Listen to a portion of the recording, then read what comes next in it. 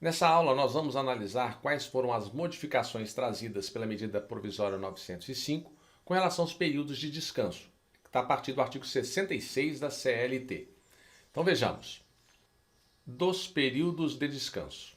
Entre duas jornadas de trabalho haverá um período mínimo de 11 horas consecutivas para descanso. Isso aqui já foi cobrado na prova da OAB, embora não tenha nenhuma modificação nesse ponto, vamos mencionar. Isso aqui é o intervalo interjornada. Diferente do intervalo intrajornada. Intra, você vai lembrar que é dentro da jornada, os intervalos. Hora de almoço é intervalo intrajornada. 15 minutos, intervalo intrajornada. Então nós temos aqui intrajornada. Agora, interjornada. O empregado trabalhou até as 20 horas do dia. Ou ele trabalhou até as 18 horas. Para que ele possa começar o trabalho no outro dia, tem que ter o período mínimo de 11 horas. E se não tiver essas 11 horas, se tiver só apenas 10 horas, aí ele vai receber uma hora extra a mais. Então, exemplo, ele acabou de trabalhar 18 horas, 18, 19, 20, 21, 22, 23, 24. 24. 1, 2, 3, 4. Ele só pode começar a trabalhar a partir das 5 horas da manhã. Se foi 20 horas, 20, 21, 22, 23, 24, 25, 26, 27, 20. 21, 22, 23, 24. 1, 2, 3, 4, 5, 6 horas. Ele só pode começar a trabalhar depois das 6 horas. Se ele começar a trabalhar às 5 horas, vai ter direito a 1 hora extra. Então, intervalo interjornada. Agora, a modificação. É assegurado a todo empregado um repouso remunerado de 24 horas consecutivas, preferencialmente aos domingos. Aqui manteve o que diz a Constituição Federal. Preferencialmente aos domingos. Nos serviços que exijam trabalhos aos domingos, com exceção quanto aos elencos teatrais, será estabelecida escala de revezamento mensalmente organizada e constando de quadro sujeito à fiscalização. Então nós temos que padarias que trabalham aos domingos têm que manter uma escala de revezamento mensal. A única exceção que nós temos são elencos teatrais, que não há necessidade desse revezamento. Mas, no caso de padaria ou qualquer outra empresa que trabalha aos domingos, é necessário e estão sujeitos à fiscalização. Agora, pode trabalhar sábados e domingos? Antes da medida provisória, era necessário autorização em acordo ou convenção coletiva. E agora a medida trouxe que o artigo 68 fica autorizado o trabalho aos domingos e feriados. Então pode trabalhar aos domingos e feriados. O repouso semanal remunerado deverá coincidir com o domingo. Com um domingo, no mínimo, uma vez no período máximo de 4 semanas. Então, a cada 4 semanas, você tem que ter um intervalo no domingo. Isso para facilitar o convívio familiar. Para os setores de comércio e serviços. E, no mínimo, uma vez no período máximo de 7 semanas para o setor industrial. Então, vamos entender isso aqui primeiro. Se for área de comércio e serviços, então você tem que ter um descanso semanal aos domingos, num período de 4 semanas. Agora, e se for a área industrial? Industrial, você vai ter que ter um descanso ao domingo a cada 7 semanas. Então, isso aqui é importante você identificar. Para os estabelecimentos de comércio, será observada a legislação local. Então, nós temos aí a legislação municipal, às vezes, que trata também sobre alguma situação de trabalho aos domingos. O artigo 69 não houve modificação e o artigo 70.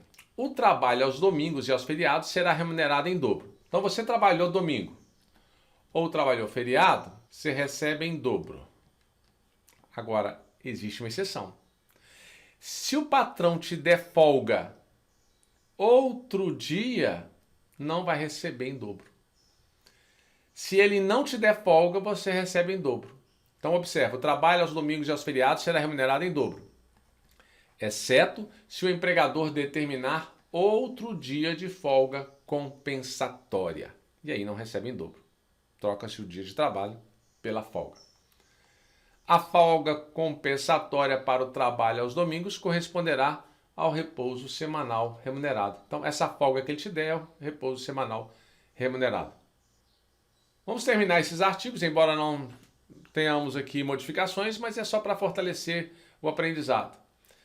Em qualquer trabalho contínuo, cuja duração exceda 6 horas, é obrigatória a concessão de um intervalo para repouso ou alimentação, qual será no mínimo de 1 hora, e salvo acordo escrito ou contrato coletivo, leia-se acordo coletivo de trabalho ou negociação coletiva, em contrário, não poderá ser exceder de 2 horas. Então, se você trabalha até 6 horas,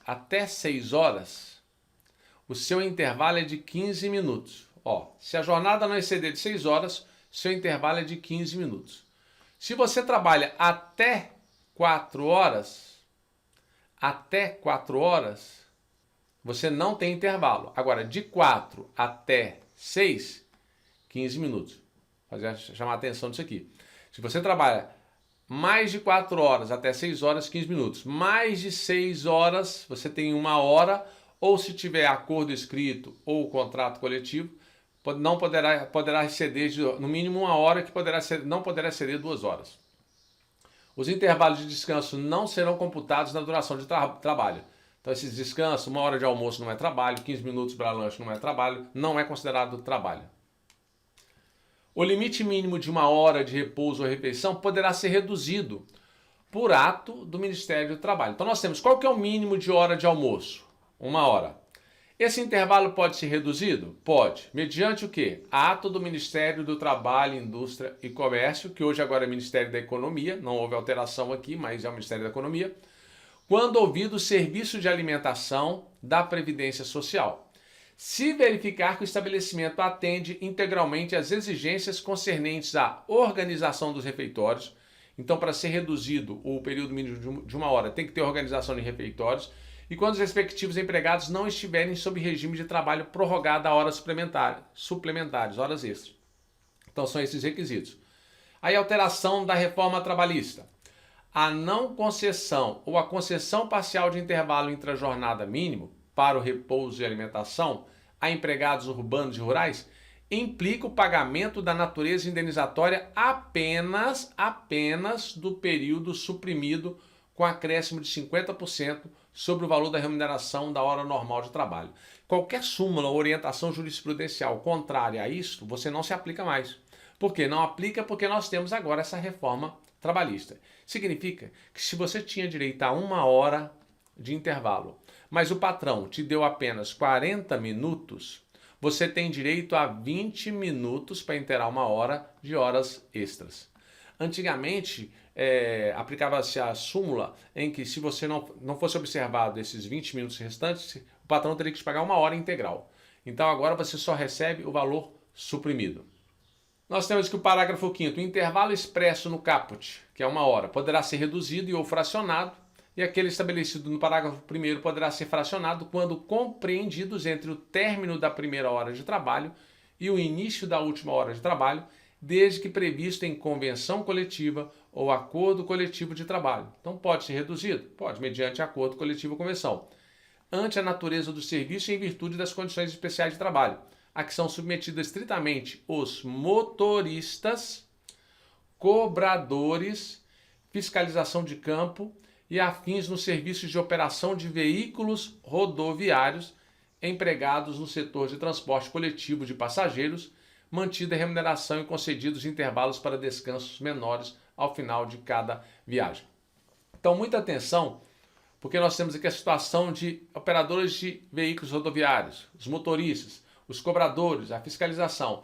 Esse intervalo do almoço pode ser fracionado? Esse intervalo lá do caput pode ser fracionado? Pode. Na situação deles, pode ser fracionado. Mas tem que ter previsão aonde? Na convenção ou no acordo coletivo de trabalho. E para finalizar, nos serviços permanentes de mecanografia, datilografia, escrituração ou cálculo, hoje, aí por analogia, a gente aplica-se a isso aqui, a digitação e não datilografia, que nós não temos mais máquina de escrever, praticamente não temos, né?